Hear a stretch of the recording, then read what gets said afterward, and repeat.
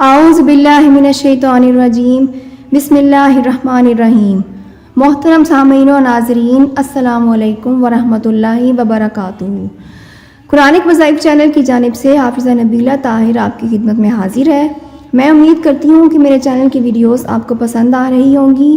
آپ میرے چینل کو ضرور سبسکرائب کریں اور ویڈیوز کو چینل پر ہی مکمل دیکھیں۔ ویڈیوز کو لائک بھی کریں اور شیئر بھی ضرور کریں۔ تو چلتے ہیں آج کی ویڈیو کی جانب۔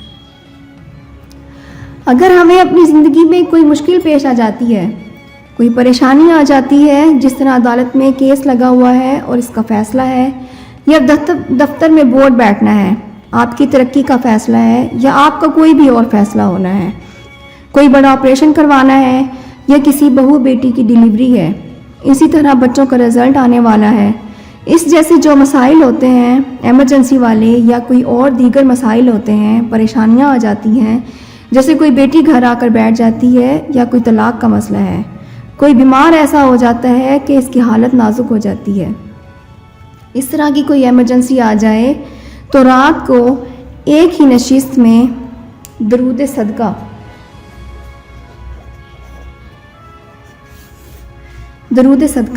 اللہم صلی وسلم وبارک علی سیدنا و مولانا محمد عبدک و رسولک وصلی علی المؤمنین والمؤمنات والمسلمین والمسلمات۔ پھر سے سن لیں، اللہم صلی وسلم وبارک علی سیدنا و مولانا محمد عبدک و رسولک وصلی علی المؤمنین والمؤمنات والمسلمین والمسلمات۔ ایک دفعہ پھر سے دہرا رہی ہوں، اللہم صلی وسلم وبارک علی سیدنا و مولانا محمد عبدک و رسولک وصلی علی المؤمنین والمؤمنات والمسلمین والمسلمات۔ میں نے 3 بار دہرا دیا تاکہ آپ کو ذہن نشین ہو جائے۔ نہیں یاد ہوتا تو نیٹ سے ڈاؤن لوڈ کر لیں، 2-4 مرتبہ دیکھ کر پڑھیں گے تو انشاءاللہ یاد ہو جائے گا۔ کسی بھی قسم کی کوئی پریشانی آ جائے جو میں نے پہلے بیان کی ہے، یا کوئی اور پریشانی یا دقت آ جاتی ہے، تو ایک ہی نشست میں یہ درود پاک 1100 مرتبہ درود صدقہ پڑھیں۔ اول و آخر 3 مرتبہ درود ابراہیمی ضرور پڑھیں۔ انشاءاللہ فجر کی اذان نہیں ہوگی، اللہ سونا رستے کھول دے گا۔ جس مقصد کے لیے پڑھیں گے اللہ پاک کا کرم ہو جائے گا۔ اب یہاں میں تھوڑا سا مارجن رکھنا چاہتی ہوں، اپنی اوقات اور اپنے اعمال کو دیکھتے ہوئے، اپنے مزاج کو دیکھتے ہوئے، جس طرح کے ہمارے حالات ہیں، ہمارے معاملات ہیں، ہمارا ایمان ہے، ہم لوگ اس وقت حالت آزمائش کے اندر نہیں ہیں۔ میں 2 ٹوک یہ بات کہہ رہی ہوں کہ امت مسلمہ پاکستان کی بات نہیں کر رہی، پوری امت مسلمہ اس وقت حالت آزمائش میں نہیں ہے، بلکہ حالت عذاب میں ہے، اللہ کی پکڑ میں ہے۔ تو یہ جو وظائف ہوتے ہیں یہ آزمائش سے نکالنے کے لیے زیادہ مجرب ہوتے ہیں اور ان کا رزلٹ ملتا ہے۔ جب بندہ حالت عذاب میں ہو تو پھر استغفار نفع دیتا ہے، اور اگر استغفار کا لوگوں کو کہا جائے تو اسے ہم لوگ وظیفہ ہی نہیں مانتے، لوگ بات کو کسی اور طرف لے جاتے ہیں، یعنی استغفار کو وظیفہ سمجھتے ہی نہیں۔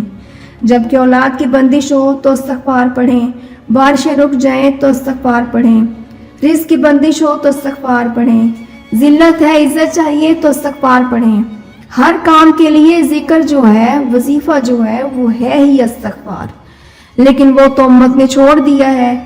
اس لیے میں اس میں تھوڑا سا مارجن رکھ رہی ہوں کہ اگر ایک رات میں عمل نہ ہو تو اپنے اوپر نادم ہوں، شرمندہ ہوں کہ یا اللہ میں نے تیرے کملی والے پر درود پڑھا ہے تو کام نہیں ہوا۔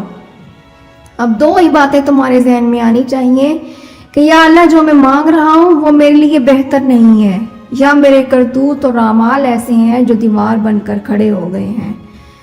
تیسری بات آپ کے ذہن میں نہیں آنی چاہیے کہ میں نے درود پڑھا اور اس سے مجھے نفع نہیں ہوا۔ آپ کے ذہن میں یہ بات آنی چاہیے کہ میرے اندر کمی ہے، اس نے درود کو مؤثر نہیں ہونے دیا، تو مجھے استغفار کرنا چاہیے، بجائے اس کے کہ جس نے وظیفہ بتایا ہے اس پر انگلی اٹھانی شروع کر دیں یا درود سے بدزن ہو جائیں کہ بھئی 1100 بار پڑھا بھی اور کام بھی نہیں ہوا۔ اور آخری بات یہ کہ جو تم مانگتے جاؤ گے تو کیا اللہ دینے کا پابند ہے؟ اس نقطے نے اس قوم کو بالخصوص پاکستانی عوام کو گمراہ کر کے رکھ دیا ہے یہ کہتے ہیں ہم نے وظیفہ پڑھا لیکن کام کیوں نہیں ہوا؟ تو بھائی تیرے فیصلوں کا کیا رب پابند ہے؟ تو پابند ہے رب کے فیصلوں کا۔ اس کا مطلب ہے تم وظیفے پڑھتے جاؤ اور اللہ معاذ اللہ تمہارا پابند ہو گیا ہے۔ تم جو چاہو وہی ہوتا وہی ہے جو اللہ چاہے گا۔ وظیفہ تو ترلا ہے، ایک تدبیر ہے، ایک بات تقدیر میں لکھی ہوئی ہے، بندہ تدبیر کرے گا۔ اللہ نے چونکہ ہر چیز ایک خاص ترتیب کے ساتھ جوڑی ہے تو یہ ایک تدبیر ہے۔ اگر تدبیر تقدیر کے ساتھ مطابقت اختیار کر جائے، جسے ہم کہتے ہیں کمپیٹیبلٹی، تو کام ہو جائے گا۔ اور اگر کمپیٹیبلٹی نہیں آتی تو اللہ پاک جو تم پڑھ رہے ہو اس کا تمہیں اجر عطا کر دے گا یا کوئی اور نعمت عطا کر دے گا۔ وظیفے کا یہ فائدہ ہوتا ہے۔ تو باقی دنیا کے جو معاملات ہیں وہ بھی پورے کرتے رہو اور ساتھ یہ بھی تدبیر کرتے رہو تاکہ اللہ پاک آسانیاں پیدا کر دے۔ ساتھ وہی بات جو پہلے کہی کہ جو تقدیر کا لکھا ہے ہونا وہی ہے، تو اس لیے اگر اپنے اعمال کو دیکھتے ہوئے، اپنے کرتوتوں کو دیکھتے ہوئے پہلی رات اگر عمل کرتے ہیں اس کا نتیجہ نہیں ملتا تو دوسری رات بھی کریں، تیسری رات بھی کریں، چوتھی رات بھی کریں، پانچویں رات بھی کریں۔ اور میں یہ کہوں گی کہ اللہ سے مانگتے رہیں، ہر رات کریں، اور جب اس یقین کے ساتھ کریں گے کہ اللہ مجھے دینے پر قادر ہے اور جو میں مانگ رہا ہوں میرے لیے بہتر نہیں ہے تو بہتریاں کرنے والا کون ہے، پھر اپنی دعا کو بدلیں، دعا کو، مانگنے کے انداز کو، اپنے کلمات کو، اپنی بات کو بدلیں کہ اے اللہ یہی لینا ہے۔ اکثر اوقات لو میرجز کے کیسز ہوتے ہیں کہ بس یہی لینا ہے، اور اے اللہ اگر میرے لیے بہتر نہیں ہے تو تو بہتر کر دے۔ پھر یوں اللہ سے مانگیں۔ ہو سکتا ہے کہ آپ جذباتی ہو کر جو مانگ رہے ہو کل تمہارے لیے غلط ثابت ہو، پھر تو کہو گے کہ میں کہاں پھنس گیا، مجھے کوئی ایسا وظیفہ مل جائے کہ میری جان چھوٹ جائے۔ تو اللہ اپنے بندے پر کرم کر رہا ہے اور تم کہہ رہے ہو کہ بس یہی لینا ہے۔ تو یوں مانگو کہ یا اللہ لینا یہی ہے، لیکن اگر تجھے پسند نہیں ہے تو اس کو ایسا بنا دے کہ یہ تجھے پسند آ جائے۔ اس کے لیے کوئی الگ وظیفہ تو نہیں کرنا، بس اپنی نیت بدلنی ہے، اللہ سے مانگنے کا انداز بدلنا ہے۔ یہ تو میں نے ایک مثال دی، لیکن جس کام کے لیے وظیفہ کریں، 1 دن 2 دن 4 دن 10 دن اگر کام نہیں ہوتا تو پھر کیا کریں؟ اپنی نیت کو بدل لیں، اپنے ارادے کو بدلیں، سمجھ جائیں کہ اللہ یہ دینے پر راضی نہیں ہے یا میرے لیے یہ بہتر نہیں ہے۔ اور اگر آپ ہر صورت چاہتے ہیں کہ مجھے وہ مل جائے جو بھی چیز آپ کی ضرورت ہے، تو یا اللہ اگر ہمارے لیے بہتر ہے تو ہمیں عطا کر دے، اور اگر بہتر نہیں ہے تو ہمارا رخ ادھر موڑ دے جو ہمارے لیے بہتر ہے۔ ایک طریقہ تو یہ ہے، اور دوسرا طریقہ یہ ہے کہ یا اللہ یہ ہمیں عطا کر دے، اور اگر اس میں کوئی کمی ہے تو اپنے کرم سے دور کر دے اور اسے ایسا بنا دے جیسا تجھے پسند ہے۔ پھر کیا ہوگا کہ آپ کو جو نعمت ملے گی وہ وبال جان نہیں بنے گی، وہ سکون کا ذریعہ، رحمت کا ذریعہ، سلامتی کا ذریعہ، برکت کا ذریعہ بنے گی۔ تو اچھی طرح سمجھ لیں کہ ایک رات کا عمل ہے کسی بھی پریشانی سے نکلنے کے لیے، اور اگر وقت ہو تو اسے 7 دن تک کریں، اور اگر 7 دن میں بھی یہ عمل نہیں ہوتا تو جیسے پہلے بتایا کہ اپنے الفاظ کو تبدیل کریں تو انشاءاللہ العزیز اللہ پاک کشتی کو پار لگا دے گا۔